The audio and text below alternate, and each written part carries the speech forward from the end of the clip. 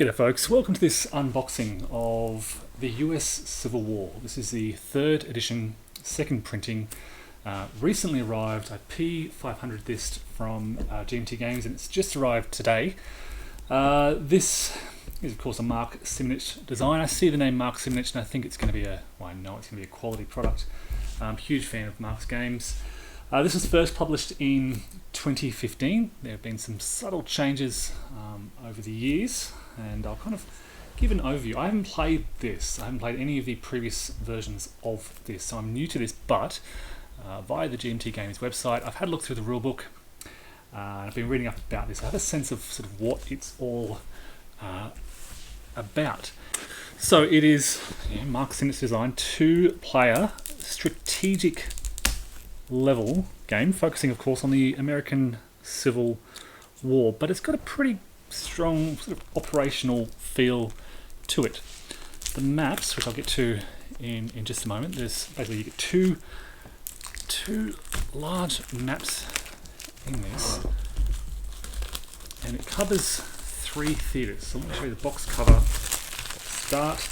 Art here by Roger McGowan, Mark Simonitch and Thure de Thulstrup, 1887 for that cover art. Thure, sorry, de Thulstrup. Big, heavy box. That's about 3 inches thick. It is heavy. Let me show you the back of the box as well. There you go. Give you a sense of the map art and various kind of game counters. You have basically army units here, militia units. Your armies basically have strength points, as you can see quite clearly. You've also got generals. There are various naval units. There's a range of administrative markers, things like demoralization, entrenchments, fortifications, and many others, which I'll show you in just a moment. Okay, it's rated 6 on complexity. There are the core elements of gameplay seem fairly straightforward, which I'll talk about in just a moment, but there's quite a lot of, I guess we could say, well, not say quite a lot, there's some sort of a decent amount of chrome to give it that historical flavour. Again, I'll talk about that as well. Solitaire suitability is about a 5, which is interesting. My sense of this, and one of the reasons I bought this, is because I got the sense that it had quite a high solitaire suitability. So maybe they're being modest here. It's mostly open information, so I'm not sure why that's not higher, perhaps in terms of strategic planning that you're involved in. So let's have a look. First of all, we have this very beautiful colour, and I've seen this online, the PDF version, colour rulebook. It is I'll take you through this, a 39-40 page rulebook. Put that aside for just a moment and go through this rulebook. So here we have different examples of the counters. Again, I mentioned those strength point units, militia, naval units, various administrative counters, sequence of play. Gameplay revolves around these action phases. Basically, both players roll a die during this phase. You calculate the differential, and highest goes first. The differential is the number of actions they can take during their turn. It's effectively an I go, you go system where the phasing player performs their actions.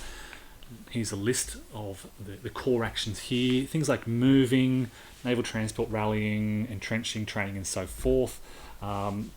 Initiating combat and the like. Once they've done all their actions, it switches over to the other player and they perform their full actions. And you repeat that for 4 times throughout that action phase. Summary of movement here. It's a hex-based game. You pay different movement costs for different types of terrain. There's special railroad movement. Here it is. It's all here. Railroad movement. There is naval transport. Various conditions which affect that. Here we are. Naval rivers and movement. You are aiming to control various areas. Railroad control. Here it is. Here is fairly important in this game for that railroad movement. Generals play a key role. Cavalry rules, reaction movement. I've heard people say that they love this element of the game, reaction, interception, and avoid battle rules for the non-phasing player. There are rules around fortifications and coastal forts, And then the rules of battle. Battle is relatively straightforward. You calculate the total SP involved in battle. For example, 7 to 1 in this example here. It's an automatic displacement, but generally you work out the... let me try and find the CRT actually. So I'll come back to this in just a moment. Oh, look at that, a GMT counter train. Don't worry, I'll show you these things in just a moment. Beautifully mounted boards, that's one half of it. And there's the other half there, so that's where a lot of the weight comes from. Okay, what have we got here? Here we go. The cards. Here's the CRT. Okay, so there's also some dice and a nice little box holder. That's good. So yeah, you count your SPs, find the columns on the CRT that correspond to that amount. Roll your die, add sort of your various dice roll modifiers. Each player rolls a die or dice, modified it according to your dice roll modifiers. Determine losses on your opponent. The player who loses the most strength points loses the battle. They become demoralised and they must retreat. And there are various rules for demoralisation and retreat and things like that. These are actually pretty detailed guides. You get the full sequence of play, interception rules. There's a lot summarised on here. List of actions, supply attrition. I'll talk about that in just a moment. And wow, even hex terrain. That's really good 4 pages summarising all the core information you need. I'll talk about these in just a moment. Okay, so yeah, combat is fairly straightforward. You can see it's all summarised on 1.5 pages here. Rules for retreat, not a complex system. I mentioned demoralisation. Supply plays a key role in the game. You have to draw supply from typically a rail network or a port or a city. The effects of supply are that you risk surrendering and can't rally and a few other things like that. So rules for line of communication to those supply heads detailed here. You have to forage if you can't reach supply, isolation and surrender, which I just mentioned. Okay, so that's kind of the core. The core of the gameplay revolves around these action phases, action points, and spending these action points to move, gain control of certain areas, enhance your rail network and the like. What makes this a sort of a game focused on the American Civil War is all this sort of, from kind of around this section onwards, rules around reinforcement and blockades, Confederate reinforcement restrictions, strategic movement, leader management, the peculiarities of your leaders, militia rules, special border states and special rules for them, training, special action cards which can come up during the course of play, naval rules around naval transport, blockades, the importance of ports and control, various things like that. There are rules for amphibious assaults also. Victory. So, in performing all these actions, you are striving to gain victory points. Confederates gain victory points, the Union gain victory points, and you track these. And there are various conditions that award VPs for either side. If the Confederates occupy Washington, D.C., they get 3 VPs. The Confederates get 2 VP per objective hex in northern states, and so forth. The Union player in particular, over the course of the game, is seeking to destroy Confederate build points, or BPs, on the map. And as the game progresses, the Union player needs to achieve a certain level of destruction of those BPs.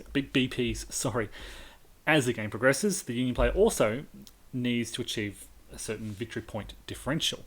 At the end of each turn, during the end phase, you subtract Confederate VPs from Union VPs to get that differential. Now, if the Confederates are doing very well, and that differential is less than a certain 12 VPs, I think less than a certain benchmark, the Confederates win. If the Union has exceeded their expectations, they've exceeded that benchmark by 12 or more, the Union win. Now, this is not just the differential. It's let me try and find the differential on the game track. It's based on the targets the Union is trying to achieve. based on what turn it is. Okay, let's have a look at the map. I'll pull these all out again. These are thick, heavy, mounted maps. This is just the eastern half. It's not going to fit on camera. That's how big it is. This is beautiful. It's a beautiful, thick map. We will not need plexi for this. Beautiful artwork, beautifully designed. So Washington DC up here, Harper's Ferry. Whilst you're looking at that, I'll try to open the other half of this map. So as I said, there's sort of three theatres. There's I believe it's the east, the west, and I think a trans-Mississippi theatre. So there you go. Big map, decent footprint. Can't fit it all on camera, that's how big it is. There are also some other displays. There's a Union Army display, Confederate Army display. Set up cards for the various scenarios. There are 4 scenarios in this game. There's the short 1861 scenario, which is a 3-turn scenario. There are 2 5-turn scenarios, 1862 and 1863. And then there's a full 20-turn campaign game as well, which runs throughout the war. And here we have counter sheets. So there's more. So we have fundamental strength points on counters, which you accumulate to build your army. You've got the various commanders, generals in effect. And then, as I said, the administrative counters, demoralization, surrender points, naval units, entrenchments, and various other little rules that come up, forts, fortifications. Look, this is GMT. Great production quality, quite thick counters here. There you go. So in addition to, I mentioned there are sort of naval rules, there are various rules for naval control, there are coastal forts and ports, which as I touched on, for the most part affect control of hex sides and control of areas and control of rivers. And the ability to use those areas for movement and supply. But there's also special rules, as I said, for amphibious assaults. In addition to all that, there are some special advanced rules comprising about 6 pages, a little more, dedicated to complex naval action. So here's a sort of summary of sort of victory points. There's some optional rules. And then the scenarios and map notes, so maybe they've moved that in this volume to, here it is, of course, the Advanced Naval Rulebook. Whew. This is for the 3rd edition. It's been put into its own rulebook. In the previous version, the previous printing or previous edition, it was just an attachment here. So this covers more complex naval rules if you want to do this. Features things like complex naval actions, naval leaders, naval battles, including shipyards, naval repair, and various related matters. Quite complex, which I won't be worrying about in the first instance. Designer's notes. There's notes on, here we have 3rd edition notes as well, and what's been changed should you want to explore that and consider the differences. So, there you go. That's Mark Simonitch's The US Civil War, a strategic level game on the American Civil War with a fairly strong operational element in terms of maneuver and control of areas and things like that. There you go. US Civil War, just out from GMT. This is again the 2nd printing of the 3rd edition.